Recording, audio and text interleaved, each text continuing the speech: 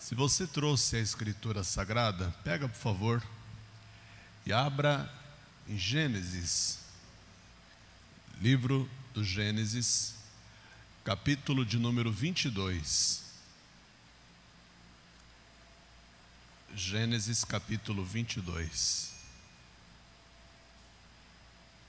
E a gente vai ler o que está escrito a partir do versículo de número 20. Então, assim que você achar, veja se tem alguém aí perto que está sem a palavra de Deus. E havendo, aproxime-se da pessoa, procure compartilhar a palavra com quem não tem, em nome de Jesus. Livro do Gênesis, capítulo 22, e versículo de número 20, está escrito assim: E sucedeu, depois destas coisas, que anunciaram a Abraão, dizendo: Eis que também Milca deu filhos a Naor, teu irmão, Uz, o seu primogênito, e Buz, seu irmão, e Quemuel, pai de Arã, e Quésede, e Azo, e Pildas, e Gidlafe, e Betuel. E Betuel gerou Rebeca. Estes dois deu Milca a Naor, irmão de Abraão. Amém? Glória a Deus. Veja só, nós estamos vendo o crescimento da família de Abraão. Houve um crescimento extraordinário na família dele, porque a mulher de seu irmão Milca não podia ter filhos. Você veja que era um problema de família, né? Aquilo era um problema de família. Não se sabe de certo se aquele problema começou com a família de Abraão, do lado de Abraão, ou com a família de Sara. Não se sabe com quem na verdade começou aquele problema, mas era uma coisa de família, era um mal de família. A Sara não podia ter filhos porque era estéril? Não, ela não era estéril. Ela era avançada em idade e, segundo a Escritura, já havia cessado o costume das mulheres. Ou seja, ela não ovulava mais, não tinha mais como ter filhos, principalmente na idade que ela já se encontrava. Quando é que Sara vai engravidar? Com que idade ela vai engravidar? Vocês lembram? Vocês lembram? Ela engravidou com 90 anos de idade. Imagina. Quem já conheceu uma pessoa de 90 anos de idade? Uma mulher. Já conheceu? Eu já conheci uma mulher chamada Ana. Ela tinha 98 anos de idade, mas não enxergava mais nada, porque ela era diabética. Nem sei se a dona Ana está viva ainda. Isso foi em 2010, quando eu estava em Niterói, no Rio de Janeiro. Não, 2009. E a dona Ana, cega pelo diabetes, ela era uma mulher de muita fé. Era uma mulher de muita fé. Mas com 98 anos, ela tinha muitas restrições com relação àquilo que ela podia ou não fazer. Então, quando a pessoa chega nessa idade, ela já não tem mais a mesma saúde que ela tinha quando ela era uma jovem de 30 anos, de 20 e poucos anos. É verdade ou não é? E no caso de Sara, mulher de Abraão, como ela já havia cessado o costume das mulheres, significa que já não havia mais como ela engravidar. Hoje, com toda a medicina e toda a tecnologia avançada que se tem, uma mulher engravidar depois dos 45 anos já pode ser considerada uma gravidez de risco, não é? Eu já vi mulher com 52 anos ficar grávida. Quando eu estive lá em Belém, no Pará, uma obreira chamada Sônia, casada com o pastor Reinaldo, ela engravidou com 52 anos. E teve uma gravidez super tranquila. Mas teve que receber acompanhamento durante toda a gravidez. Um acompanhamento mais minucioso, mais próximo da equipe médica. Por quê? Porque todos eles ficaram assustados. A mulher tem 52 anos. A gente precisa fazer de tudo aqui para que isso dê certo. Todo mundo ficava com medo até de tratar. Mas foi super tranquila a gravidez dela, até porque é uma mulher de fé, uma serva do Senhor. E era o sonho da vida dela ser mãe. Veja, com 52 anos de idade ela foi realizar esse sonho. Hoje o menino dela, Isaac inclusive, foi o nome que ela deu, que eles deram, está com, isso foi em 2015, está com 6 anos. O Isaac tem 6 anos de idade. 6 ou 5? Porque nasceu no final de 2015. Deve ter aí quase 6 anos de idade o Isaac. Feliz da vida. Hoje ele é uma mãe que teve um filho aos 52 anos e hoje ela tem 57, 58 anos. Mas não dá para comparar com uma mulher de 90 anos, concorda? 90 anos. E aconteceu. Quando parecia que tudo já estava resolvido, Milca, mulher de Naor, irmão de Abraão, também tinha um problema grave com relação a engravidar. Não conseguia engravidar. Não conseguia dar filhos para Naor. Então o texto que a gente leu aqui, no versículo 20, ele começa dizendo: depois destas coisas, e a gente já vai saber que coisas foram essas. Depois do quê? Depois destas coisas que anunciaram a Abraão, dizendo: eis que também Milca deu filhos a Naor teu irmão. E não foi só um filho, foram filhos. Aí começa aí, Uzo primogênito, Buzo seu irmão, Quemuel pai de Arã, Quezed, Razo, Pildas, Gidlaf e Betuel. E Betuel gerou Rebeca.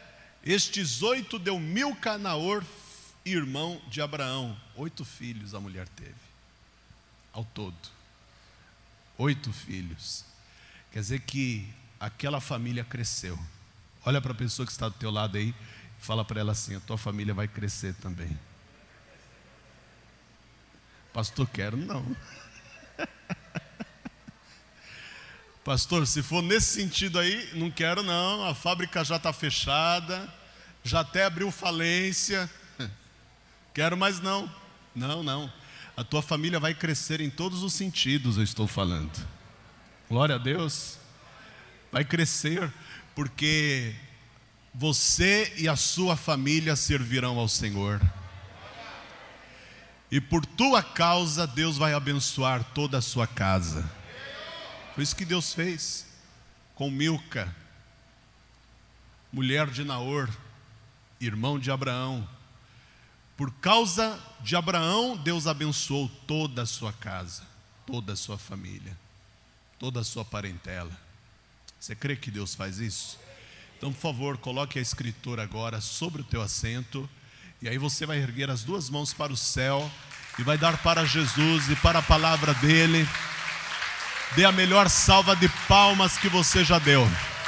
Senhor Deus e Pai Todo-Poderoso, a tua palavra vai ser pregada agora.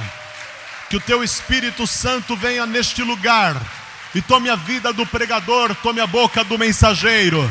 Que não seja homem nem carne falando, mas somente o teu Espírito Santo a falar com cada pessoa que está neste lugar. Portanto, envia a tua palavra com poder e autoridade, e que a tua palavra vá e produza o resultado para o qual vai ser mandada, em nome de Jesus. Diga amém, Jesus. Diga graças a Deus. Podeis sentar. Abraão foi um exemplo de grande fé, e a fé de Abraão contagiou as 3 maiores religiões do mundo. Abraão é pai na fé de árabes, judeus e cristãos. E agora Abraão está com 115 anos de idade. 40 anos se passaram desde que ele ouviu aquela voz que falava assim: sai-te da tua terra e da tua parentela e da casa de teu pai e vai para a terra que eu te mostrarei. Ele está com 115 anos e ele é um homem mais do que realizado. Não falta nada para Abraão. Ele tem uma mulher que ele ama, ele tem um herdeiro, e é um herdeiro que foi dado pelo próprio Deus. Ele está muito feliz. Ele recebeu tudo aquilo que a sua alma desejava, e mais do que isso, ele passou a ser chamado de o amigo de Deus. Sabe o que é alguém ser chamado de amigo de Deus? Ele não era servo de Deus. Era servo? Era. Mas ele passou a ser tratado por Deus como amigo. O tratamento que você dá para um servo é diferente do tratamento que você dá para um amigo. O amigo geralmente conhece a sua intimidade. O amigo, ele participa da sua privacidade. O amigo sabe a teu respeito coisas que muitas vezes nem o seu pai, nem a sua mãe, nem os seus irmãos sabem. Por isso que a Escritura diz que há amigos mais chegados que irmãos. Ele é amigo de Deus agora. Abraão é um amigo de Deus. Ele está muito feliz porque ele descobriu uma nova fase da sua vida. Ele descobriu que porque ele confiava em Deus, Deus também passou a confiar nele. E Abraão está vivendo, aos 115 anos de idade, o melhor momento da sua vida espiritual. Ele está vivendo um relacionamento profundo com Deus. Abraão e Deus têm uma conexão que outros homens que viveram antes dele não tiveram. E é impressionante como Deus passou a confiar em Abraão. Ele é amigo de Deus porque ele confia em Deus e Deus confia nele. Só que Abraão, ele não confiava em Deus só da boca para fora. Ele confiava em Deus literalmente. Porque Abraão está na presença de Deus, e agora ele vai oferecer a Deus aquilo que ele tinha de mais precioso. Por isso eu quero que você volte comigo a alguns versículos. É o mesmo capítulo, capítulo 22, e versículo de número 1. Deus vai aparecer para Abraão e vai dizer assim: e aconteceu depois destas coisas que tentou Deus a Abraão e disse-lhe: Abraão, e ele disse: eis-me aqui, estou pronto. E disse: toma agora o teu filho, o teu único filho, Isaque, a quem amas, e vai-te à terra de Moriá e oferece-o ali em holocausto sobre uma das montanhas que eu te direi.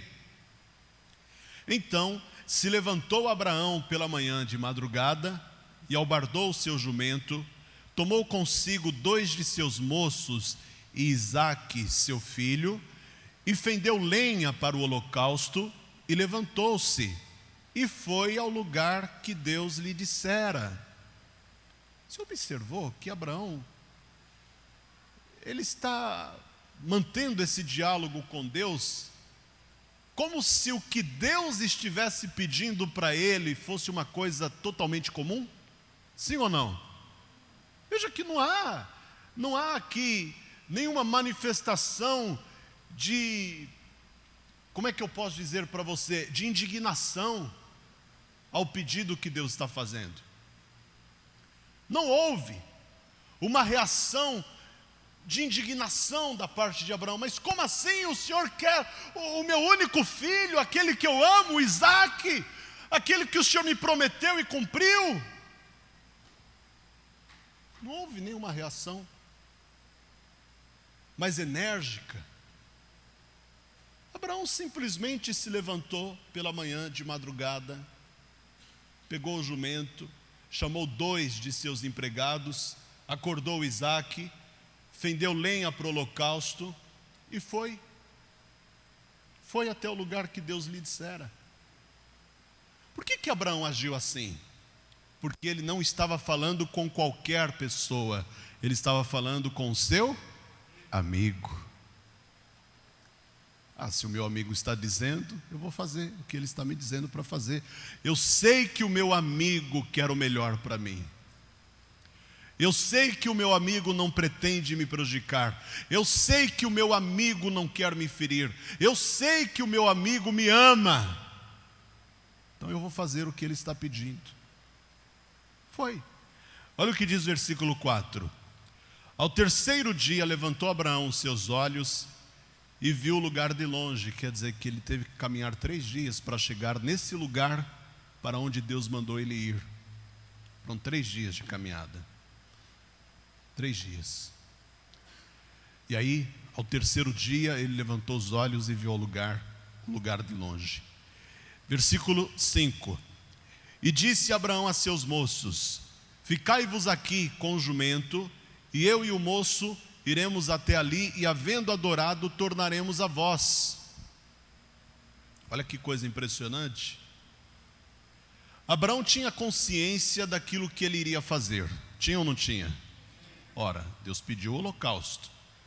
Você lembra o que é um holocausto? Vamos falar de um modo grosseiro e simples.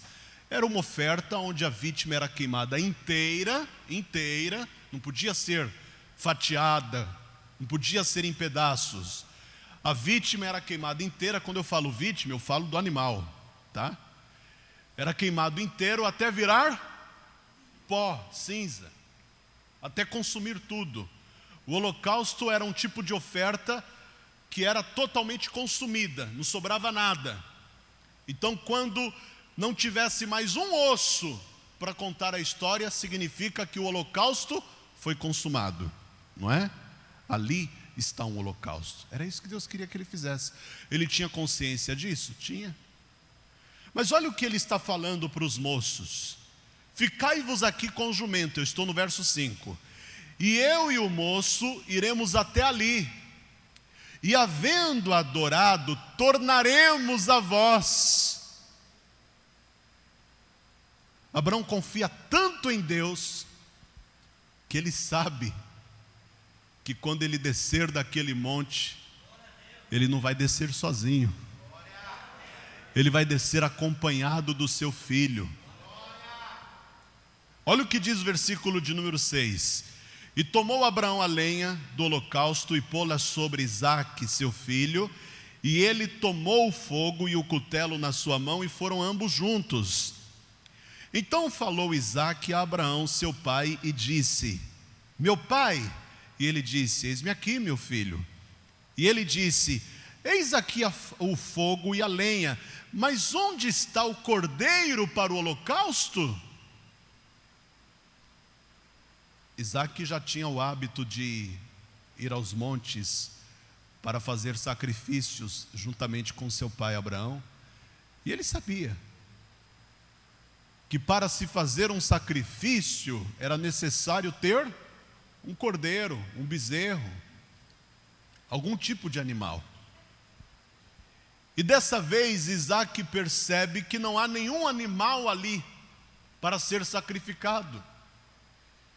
Então Isaque deve estar pensando assim: poxa, meu pai já tem 115 anos, né? Então acho que a memória do meu pai, a mente dele já está muito cansada. Meu pai está esquecendo das coisas. Deixa eu lembrar o meu pai, que ele esqueceu. Ô pai, eis aqui o fogo e o cutelo, a lenha, mas cadê o cordeiro para o holocausto? Onde é que está o animal que a gente vai sacrificar? E Abraão olha para o filho e ele dá aquela resposta épica, não é? Olha aí.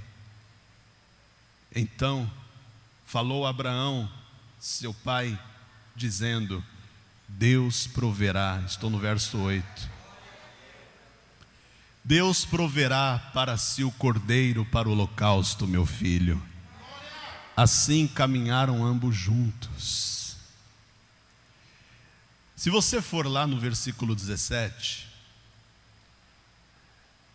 eu quero que você veja isso com clareza. Abraão apresenta Isaque no altar. Onde que ele apresentou Isaque? No altar. Aonde você quer a sua família? No altar. Quer dizer que Abraão era um homem do altar. Ele era um homem do altar. Depois que ele apresentou Isaque no altar, e a gente sabe, Deus não permitiu que ele sacrificasse Isaque ali, porque na verdade Deus não queria Isaque, Deus só queria que Abraão entendesse uma coisa muito importante. Deus queria mostrar para Abraão que na vida dele, Deus tinha que estar acima de tudo e de todas as coisas.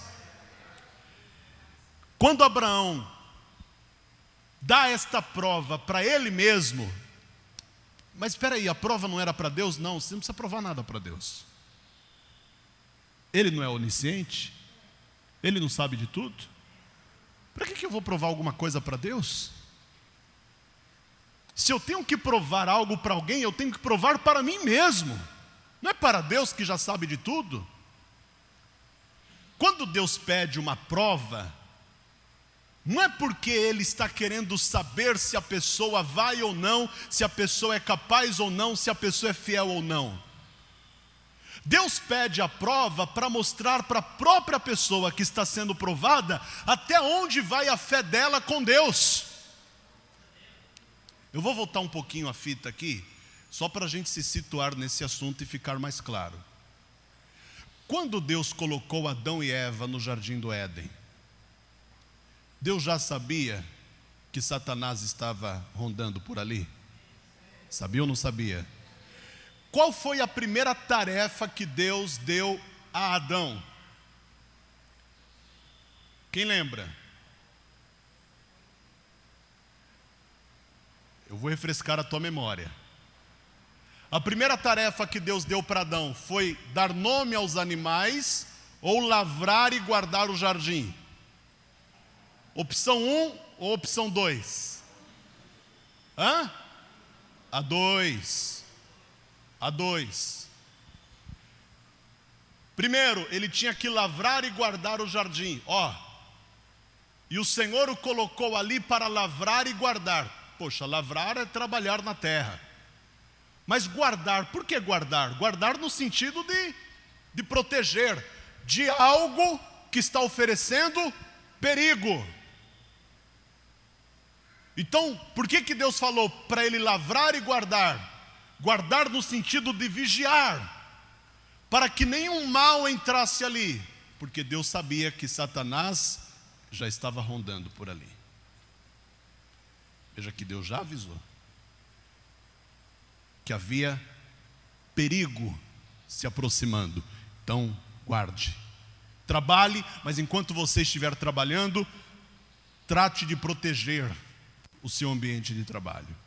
Eu quero que você faça isso. Então Deus deixou claro para ele.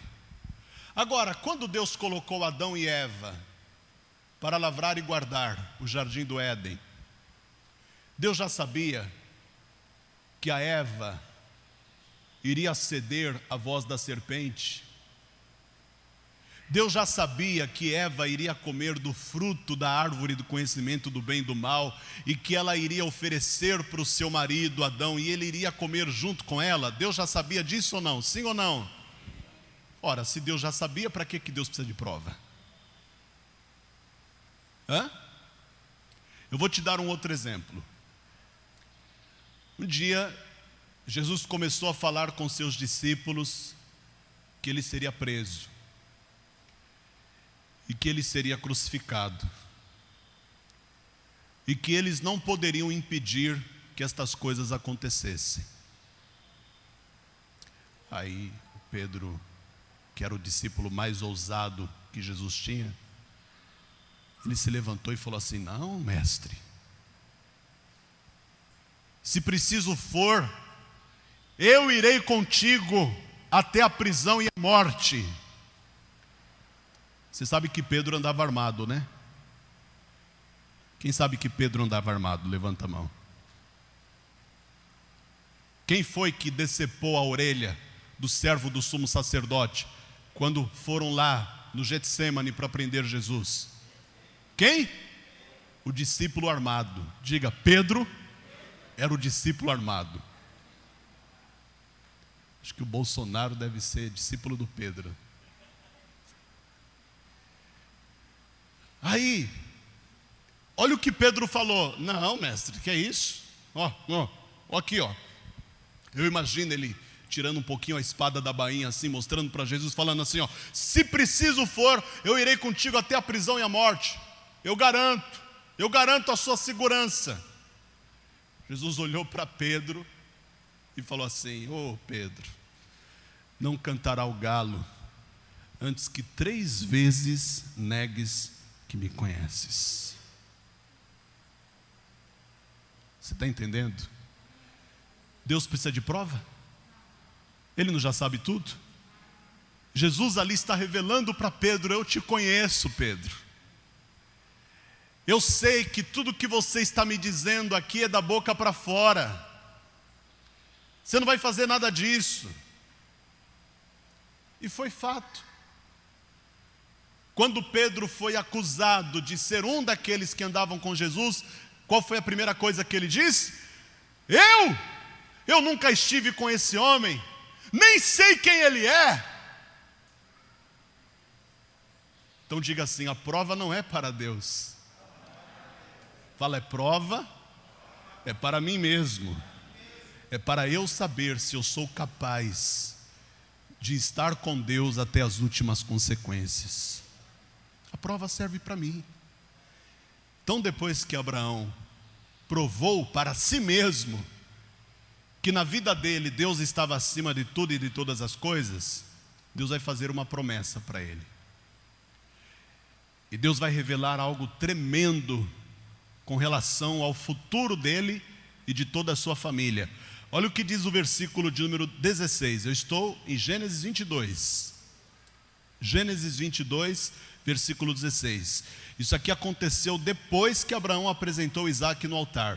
Aí Deus falou assim para ele, ó: por mim mesmo jurei, diz o Senhor, porquanto fizeste esta ação e não me negaste o teu filho, o teu único, que deveras te abençoarei, e grandissimamente multiplicarei a tua semente como as estrelas dos céus e como a areia que está na praia do mar, e a tua semente possuirá a porta dos seus inimigos.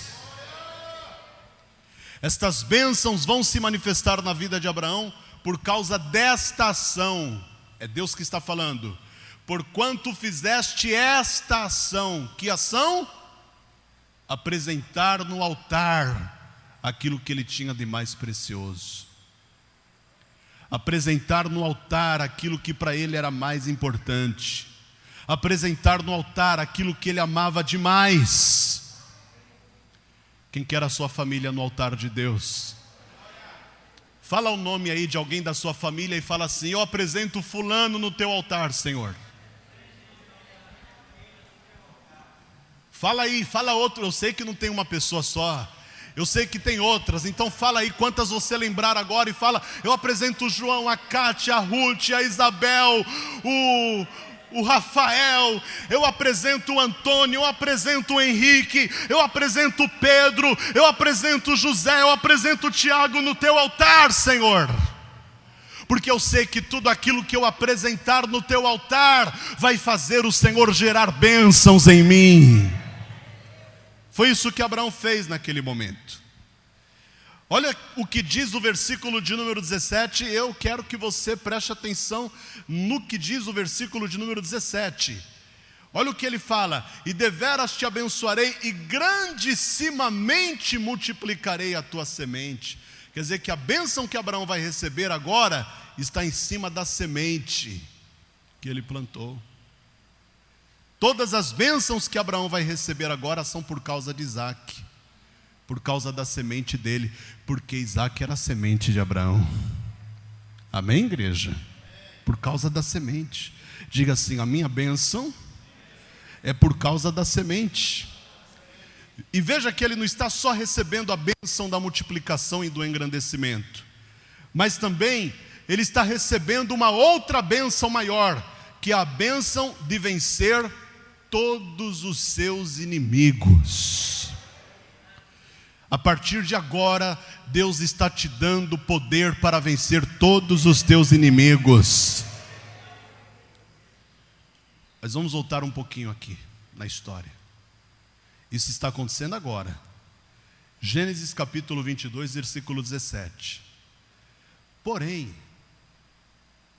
alguns anos atrás, quando Abraão não tinha semente, isto é, quando ele não tinha um descendente, ele chegou para Deus e disse assim, capítulo 15 do Gênesis, versículo 3. Olha o que ele falou para Deus. Disse mais Abrão, observe que o nome dele aqui ainda é Abrão, que quer dizer pai das alturas. O nome dele ainda não é Abraão. E ele disse: eis que não me tens dado semente, e eis que um nascido na minha casa será o meu herdeiro. E eis que veio a palavra do Senhor a ele, dizendo: este não será o teu herdeiro, mas aquele que de ti será gerado, esse será o teu herdeiro. Observe, Deus ainda não havia dado semente para Abraão. E agora Abraão, que já tem a semente, em Gênesis 22, ele vai ter que aprender a semear. Olha para a pessoa que está do teu lado e diga para ela assim: é muito fácil semear quando não se tem semente. Não é? É fácil, eu não tenho. Difícil é semear quando a semente já está na tua mão. E agora ele vai ter que aprender a semear esta semente. A mentalidade do ser humano é assim, gente. Ele quer que Deus dê as coisas para ele, mas ele não quer liberar aquilo que Deus coloca nas mãos dele. Mas Abraão confia em Deus, e ele sabe que Deus é poderoso para até dos mortos ressuscitar aquela semente que ele vai colocar no altar. Essa é a fé de Abraão. Por isso que todas estas bênçãos que Abraão está colhendo são resultado de uma semente que ele plantou. E quem era a semente? Isaque era a semente. A palavra de Deus diz que todo aquele que planta, ele tem o direito de colher. O que foi que aconteceu com Abraão? Versículo de número 18. Eu estou em Gênesis, capítulo 22 e versículo 18. Seguindo lá aonde nós paramos, Deus falou assim: e em tua semente serão benditas todas as nações da terra, porquanto obedeceste a minha voz. Então Abraão vai receber bênção até na família, e tudo que ele plantou vai gerar bênção para toda a sua família e para todas as famílias da terra. Não parou ali. Ele vai receber bênção para todas as famílias da terra. Só que parou aí? Não. Deus estava preparando mais para ele. Olha o poder que tem uma semente. Lá em Efésios capítulo 3 e versículo 20, diz que Deus é poderoso para fazer em vós muito mais abundantemente, além daquilo que pedimos e pensamos, segundo o poder que em nós opera. E que poder é este que Deus opera em nós? É o poder da fé, é o poder de acreditar. Então essa bênção aqui que Deus está dando para Abraão, ela vai muito além daquilo que nós esperamos. E só é possível receber esta bênção se nós tivermos esse tipo de fé, esse tipo de confiança que Abraão teve em Deus. Confiar em Deus a ponto de entregar tudo nas mãos dele e ficar sem nada. Você está compreendendo isso, sim ou não? Olha para essa pessoa que está do teu lado e pergunte para ela: você é capaz de confiar plenamente em Deus? Porque não adianta só a pessoa crer. Ela precisa crer, obedecer e praticar a palavra. Porque só crer até o diabo crer. A propósito, o diabo é muito mais crente do que você e eu. Porque nós falamos que cremos num Deus que não vemos. O diabo já foi o braço direito de Deus lá na glória um dia. Antes de ser diabo, ele era Lúcifer. Era o querubim ungido para proteger. Era o regente do coro na glória. Era o líder do ministério de louvor no céu. Quem está compreendendo isso, diga amém. Então diga para a pessoa que está do teu lado: o diabo é mais crente que você. Porque ele já esteve diante da face de Deus, mas ele perdeu esse privilégio. Mas nós recebemos este privilégio, porque um dia nós estaremos com ele face a face. E isso é só uma questão de tempo.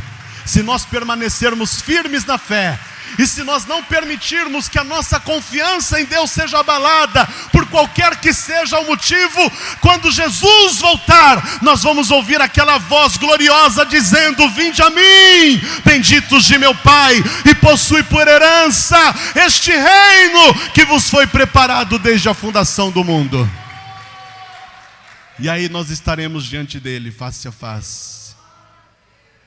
Mas você percebeu aqui, nessa leitura que a gente fez, que a confiança de Abraão em Deus não gerou a bênção só para ele, gerou bênção para toda a sua família. Olha o que diz o verso de número 20, que foi onde a gente começou a leitura hoje. Eu estou no capítulo 22 e verso 20. E sucedeu depois destas coisas, depois que Abraão foi para o altar, depois que Abraão viu Deus prover um cordeiro para ele apresentar no lugar do seu filho Isaque, depois de ele ter provado para si mesmo que na vida dele Deus estava acima de tudo e de todas as coisas, acima até do seu herdeiro, acima até do seu único descendente. Sucedeu depois destas coisas que anunciaram a Abraão, dizendo: eis que também Milca deu filhos a Naor, teu irmão. Por causa daquela atitude de fé que Abraão teve, Milca pôde gerar. Por causa da tua atitude, Deus vai gerar bênçãos na vida de todas as pessoas da tua família, da tua casa. E não parou aqui, versículo 21, continua lá. Aí fala, conta a história. Isso aqui é para provar de que realmente aquilo aconteceu. Tanto que os nomes estão citados aqui, Uz, seu primogênito. O pessoal não tinha muita criatividade para dar nome naquela época, Já imaginou? Nasceu uma criança, qual é o nome? Uz. Eita. Aí nasceu o segundo, qual é o nome? Bus. Só coloca um B no começo aí. E depois, Quemuel, aí já é mais legal. Eu já acho bonito, Quemuel. Quemuel. E Quezed. Não sei se eu daria esse nome. Azo eu acho legal. Quem acha legal Azo? Poderia até chamar de Raso, Aí não. Pildas, parece nome de imperador, De dominador. Pildas. Gidlaf, bonito. E Betuel. E Betuel gerou Rebeca. Opa! Quem é essa Rebeca aqui? Hein, gente?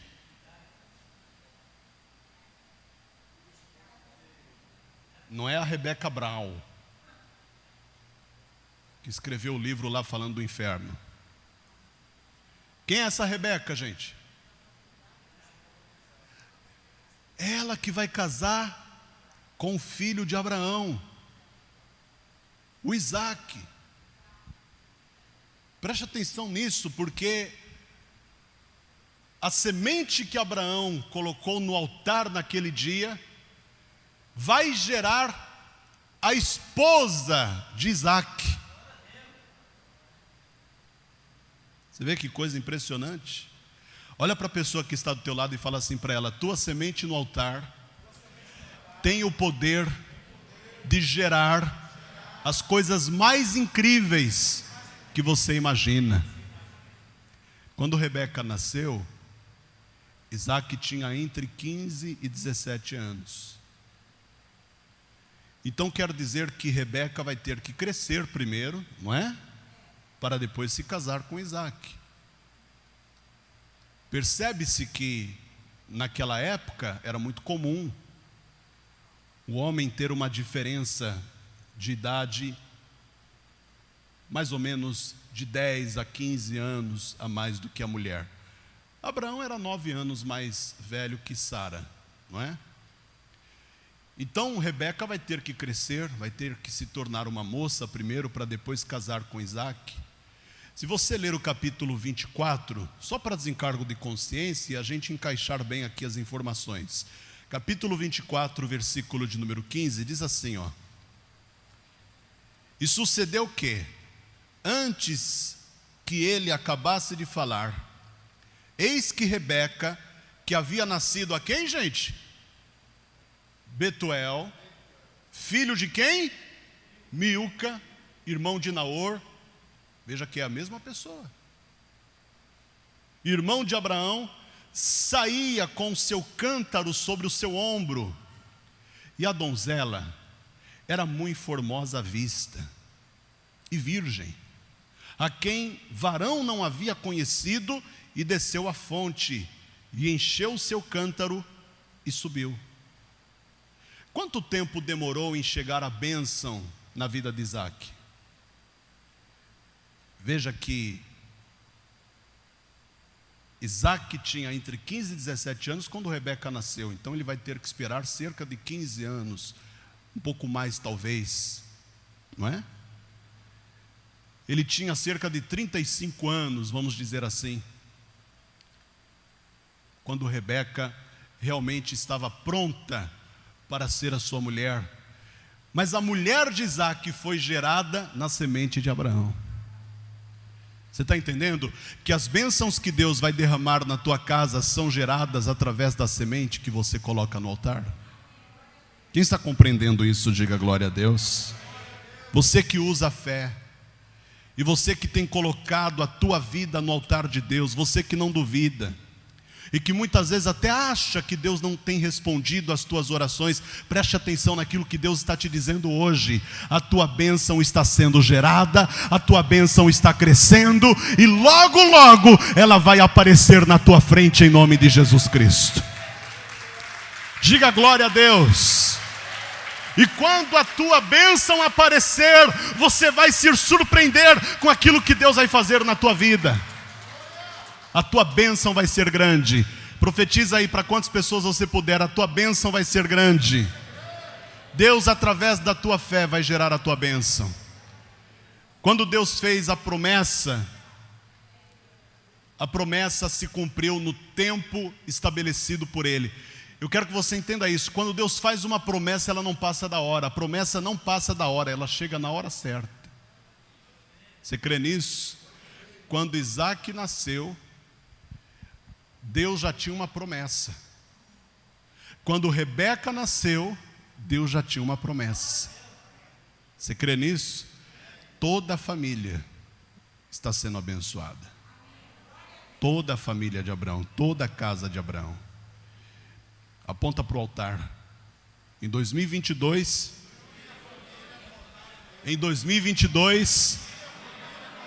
se você crê de verdade nisso, aplauda o Senhor Jesus. E se coloque de pé no teu lugar, por favor.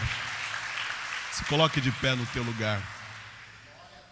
Agora, eu quero que você repita comigo assim: tudo começa na semente. A semente que gera tudo. Veja só, Deus queria que Abraão fosse o homem mais abençoado da terra. O que Deus fez? Me dá a tua semente. Quando Abraão não tinha semente, ele apresentou uma outra coisa para Deus, e depois eu vou te mostrar isso. Mas não foi aquilo que mudou a vida de Abraão. O que mudou a vida de Abraão foi ele ter acreditado que, semeando a única semente que ele tinha no altar de Deus, Deus mudaria não apenas a história dele, mas a história de toda a sua família e de toda a sua descendência. Todos nós somos descendentes de Abraão. Se sois de Cristo, lá em Gálatas está escrito: sois descendência de Abraão e herdeiros conforme a promessa. Quem é de Cristo aqui, levante a mão. Então você é descendente de Abraão. Pastor, como assim? Na forma mais literal? Sim, na forma mais literal. Significa que tudo que Abraão obteve, você e eu também podemos obter. E quando a gente fala do que ele obteve, nós não estamos falando só de riqueza, porque riqueza não é tudo, gente. Dinheiro é bom? Sim ou não? Será que tem alguém que está falando aqui que não é bom? Então coloca tudo aqui na arca, que a gente vai aproveitar para pregar a palavra. Mas é tudo? É tudo? Tem gente que tem dinheiro, mas não tem paz. Tem gente que tem muito dinheiro, mas não consegue dormir. Tem muito dinheiro, mas vive na cama de um hospital. É ou não é? O dinheiro não compra coisas essenciais como saúde, como paz de espírito, como alegria de viver. E principalmente, o dinheiro não compra a salvação. Porque para você e eu sermos salvos, não foi com dinheiro que o nosso resgate foi pago. Jesus pagou o nosso resgate com o seu próprio sangue. Você entendeu? Não foi com real brasileiro, não foi com dólar americano, não foi com ien japonês, não foi com peso argentino, não foi com euro, foi com sangue, com vida. Diga, sangue é vida. Jesus deu a vida. E a vida de um homem vale mais do que todo o ouro e toda a prata existente no mundo. Jesus deu tudo por você. Jesus foi a semente de Deus para salvar a humanidade. Não é? Porque Jesus falava assim, ó, se o grão de trigo caindo na terra não morrer, fica ele só, mas se morrer, dá muito fruto. Então Jesus foi uma semente. Olha para a pessoa que está perto de você e fala: Jesus foi a semente que Deus plantou na terra para te salvar. Então até Deus sabe que as bênçãos são geradas pela semente. Eu sou bênção. Você é bênção. Por quê? Porque Deus plantou uma semente. Você é filho e eu também sou filho. Por quê? Porque Deus plantou uma semente. Você é herdeiro. E eu também sou herdeiro. Por quê? Porque Deus plantou uma semente. Entendeu? A semente de Deus, ela gerou herdeiros, herdeiras. Então tudo aquilo que Abraão conquistou, nós podemos sim conquistar, se nós fizermos como fez Abraão. Uma vez Jesus falou assim: se sois filhos de Abraão, por que não fazeis as obras dele? Já que vocês falam tanto, o nosso pai Abraão, tudo bem, se sois filhos de Abraão, por que não praticais as obras dele? Quer ser filho de Abraão? Faça o que Abraão fez. Imite o vosso pai Abraão, e vocês terão aquilo que Abraão teve. Só que, na minha opinião pessoal, a maior riqueza que Abraão recebeu foi ter a sua família no altar de Deus. Literalmente. Porque foi no altar de Deus que Abraão gerou bênçãos para toda a família. Até a esterilidade foi tirada da família de Abraão.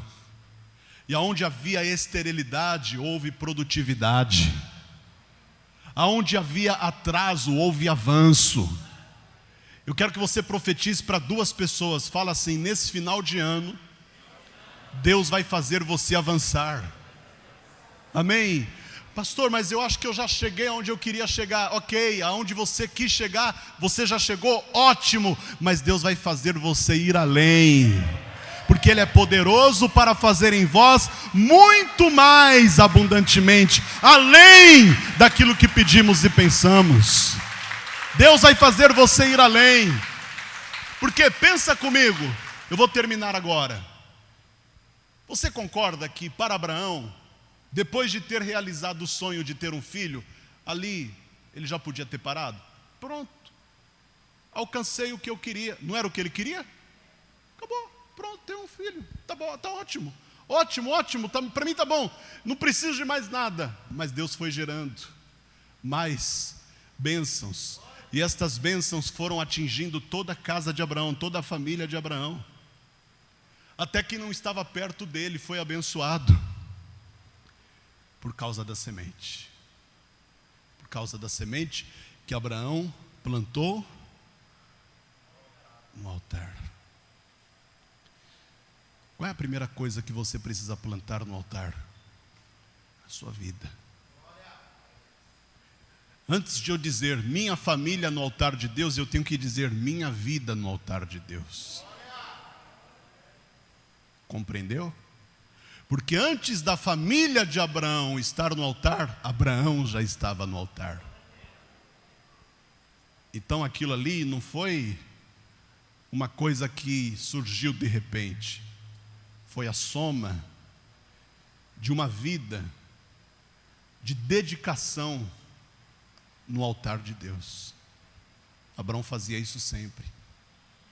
Quando Abraão subiu o monte Moriá com o filho Isaque, ele já fazia isso, muito antes de Deus pedir para ele apresentar Isaque. E Deus nem havia pedido, ele já estava lá no monte, adorando a Deus como prova de gratidão, de reconhecimento, porque ele sabia que tudo que ele tinha vinha de Deus, e nada mais justo do que oferecer a Deus uma parte daquilo que Deus entregava para ele. Abraão era assim, era um homem grato a Deus. Nós temos que aprender a ter gratidão a Deus, até pelas pequenas coisas que Ele nos dá. E Abraão fazia isso. Antes do Isaque nascer, Abraão já fazia isso. Depois que o Isaque nasceu, ele passou a fazer isso com mais constância. Quando Deus pediu para ele oferecer Isaque, ele já estava acostumado com o altar. Entendeu? Quem tem vida no altar, não tem problema nenhum em correr para o altar quando Deus pede. Porque já está acostumado com o altar. Ele já tinha intimidade com o altar. Olha para esse irmão do teu lado e fala assim para ele: você precisa ter intimidade com o altar. Quanto maior é a intimidade que você tem com o altar, maiores são as possibilidades de você receber aquilo que Deus prometeu. Mas você precisa estar íntimo do altar. Você precisa ser íntimo do altar, assim como Abraão era. Então a primeira coisa que você tem que fazer: entregar a sua vida para Jesus. Você sabia que quando a gente entrega a vida para Jesus, nós colocamos a nossa vida no altar de Deus? Porque o altar é o lugar onde a presença de Deus se manifesta. Pastor, como assim? Eu entrego a minha vida para Jesus e a minha vida fica no altar? Fica. Por quê? Porque no altar que se manifesta a presença, e a palavra de Deus diz que quem tem o Filho tem a vida, quem não tem o Filho não tem a vida. E a vida quem dá é Deus. Não foi Ele que soprou nas nossas narinas o fôlego de vida, e nós que éramos bonecos de barro nos tornamos alma vivente? Sim ou não? Então você precisa de Jesus. Precisa colocar a sua vida nas mãos de Jesus. Quantos aqui querem receber a Jesus como seu único, suficiente, exclusivo e eterno Salvador, para ter a sua vida no altar de Deus e tomar posse da salvação? Levante a mão direita assim junto comigo. Isso, glória a Deus. Você que levantou a sua mão comigo, pede licença aí para quem está do teu lado e vem aqui para frente que eu quero fazer uma oração com você. Vem para cá, vamos aplaudir a Jesus. Eu quero chamar aqui na frente você que já entregou a sua vida para Jesus. Pastor Luciano, eu já entreguei a minha vida para Jesus, mas eu me sinto fraco na fé. Não é que eu não queira acreditar. Eu quero, mas muitas vezes eu não consigo. Muitas vezes a minha luta, as minhas dificuldades, os meus problemas, os meus sofrimentos, os meus desânimos são mais fortes do que a minha fé. Do que é que eu preciso? Você precisa de um fortalecimento na fé.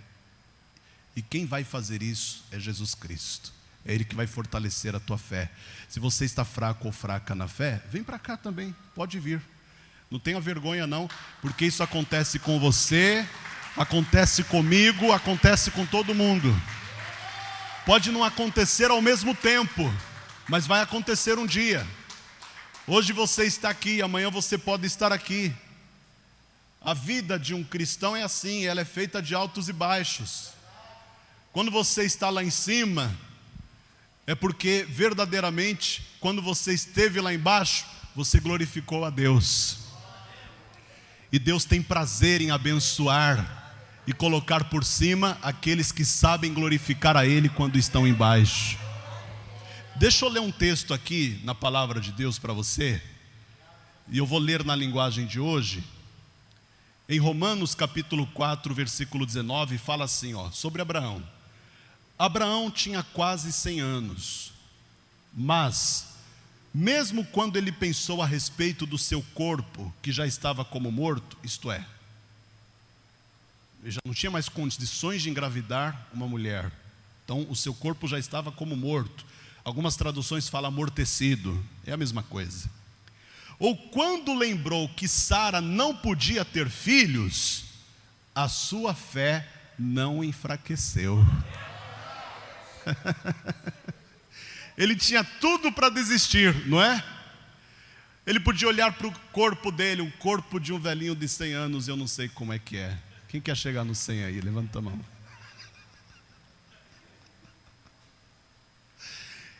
Imagina o Abraão olhando no espelho. Se o Silvio Santos estivesse lá, ele ia falar: a pipa do vovô não sobe mais. Você está rindo, mas é verdade. Hã? Hein, Hulk? O Silvio ia dizer isso para ele. Ele olhava para o corpo, ele poderia ficar desacreditado. É ou não é? Mas não é isso que a Bíblia diz. Eu vou ler de novo, posso ler de novo? Abraão tinha quase 100 anos, mas mesmo quando ele pensou, veja que ele pensou, a respeito do seu corpo que já estava como morto, ou quando lembrou que Sara não podia ter filhos, a sua fé não enfraqueceu. E olha que legal o versículo 20, depois você confere na sua Bíblia, tá? Romanos 4, versículo 20, eu estou lendo na linguagem de hoje. Abraão não perdeu a fé, nem duvidou da promessa de Deus. A sua fé o encheu de poder e ele louvou a Deus. Coisa linda, não é? Coisa impressionante. Então, meu querido, quando você estiver sendo provado, o que é que você tem que fazer? Louvar a Deus. Quando você estiver sendo perseguido, o que é que você tem que fazer? Louvar a Deus. Quando as coisas que você espera estiverem demorando, o que é que você tem que fazer? Louvar a Deus. Diz a palavra no texto da Revista e Corrigida, que ele cresceu na fé glorificando a Deus. Glorificando a Deus. Permaneceu, se fortaleceu glorificando a Deus. Então nós vamos fazer esta oração aqui. Eu vou pedir para você que pode ajoelhar, se você puder, faça isso agora junto comigo. E eu quero orar por você e quero pedir para a igreja me ajudar a orar por quem está aqui na frente. Pastor, eu estou sentindo Deus me chamando para eu ir aí na frente. Não porque eu não entreguei minha vida para Jesus, eu já entreguei minha vida para Jesus. Não porque eu estou fraco na fé, porque eu estou firme na fé. Mas eu preciso ir aí na frente. Eu sinto que o Espírito Santo tem alguma coisa para tratar comigo hoje. Então vem. Eu não te chamei, mas o Espírito Santo está te chamando, então vem. Vem, porque você não pode perder as oportunidades que Deus te dá. Eu não sei o que está acontecendo aí, eu não sei se é de uma resposta que você precisa, se é de uma direção que você precisa, mas venha. Se o Espírito Santo está te incomodando para você sair daí e vir aqui, venha, você não vai perder nada. Pelo contrário, quando você está diante do altar, você só tem a ganhar. Então, fecha os teus olhos. Eu vou pedir para as demais pessoas me ajudarem nesta oração, por favor. E você que está comigo aqui diante do altar, se puder, coloque a mão sobre o local do seu coração. E repita comigo esta oração. Diga assim: meu Deus e meu Pai, muito obrigado por este privilégio que o Senhor me deu de eu estar aqui, nesta manhã, na sua presença. Eu creio que todas as coisas que eu passo e que eu vivo, o Senhor conhece bem, o Senhor sabe do meu deitar e do meu levantar, e conhece todos os meus pensamentos, e por isso eu te peço perdão pelos meus erros, pelas minhas falhas, pelos meus pecados, transgressões e iniquidades. Eu te suplico, deixa o meu nome escrito no livro da vida, porque eu reconheço que Jesus Cristo é o meu único, suficiente, exclusivo e eterno Salvador.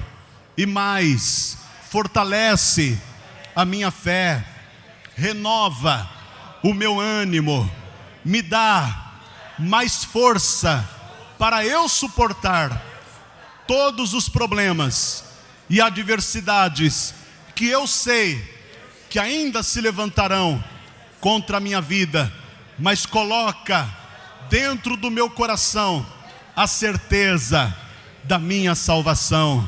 Me dá, Senhor, a direção que eu preciso. Me dê, Senhor, a resposta que eu espero, e me faça atingir o alvo que eu desejo atingir, para que assim o seu nome seja exaltado e glorificado na minha vida, em nome de Jesus. Amém. Agora pense em Deus. Pai querido e Deus Todo-Poderoso, eu quero apresentar ao Senhor a vida de cada pessoa que está aqui diante do teu altar. Não existe melhor lugar aonde nós podemos estar do que diante do teu altar, porque é no teu altar que respostas são geradas, é no teu altar que nós temos um encontro contigo, é no teu altar que as bênçãos são reveladas. E eu sei que cada pessoa que está aqui diante do teu altar, tanto aquelas que hoje recebem a Jesus como seu único, suficiente, exclusivo e eterno Salvador, como aquelas que por alguma razão enfraqueceram na fé durante a sua caminhada, durante a sua peregrinação, como aquelas que precisam de direção e resposta, ou aquelas que precisam resolver questões que até hoje não foram resolvidas. Eu quero que o Senhor estenda as tuas mãos sobre a vida de cada uma delas.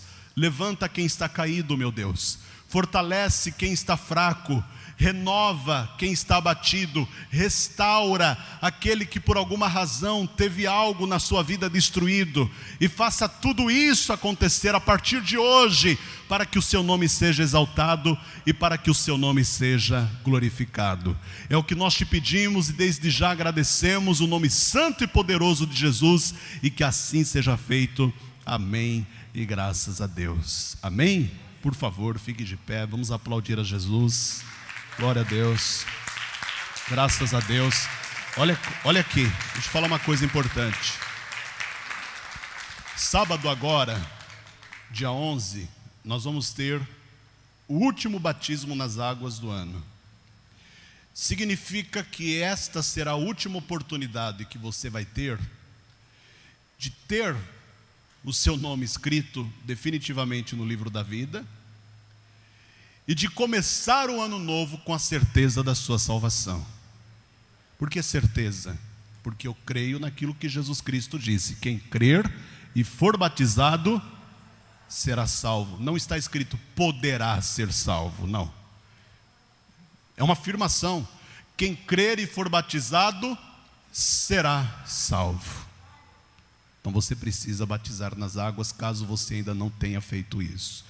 Se você ainda não fez, e ainda não tem esse estudo falando sobre o batismo nas águas, eu gostaria de entregar para você. Quem não tem esse estudo aqui, levante a mão, por favor, que os nossos obreiros vão entregar para você aqui. Se você já tem, já até preencheu, já até entregou, fica firme na fé. E sábado, a partir das 2h da tarde, esteja aqui, para você descer as águas, para você batizar e ser uma nova criatura em Cristo Jesus. Tá bom? Então fica firme com Jesus. Volta para o teu lugar, por favor. Vamos aplaudir a Jesus.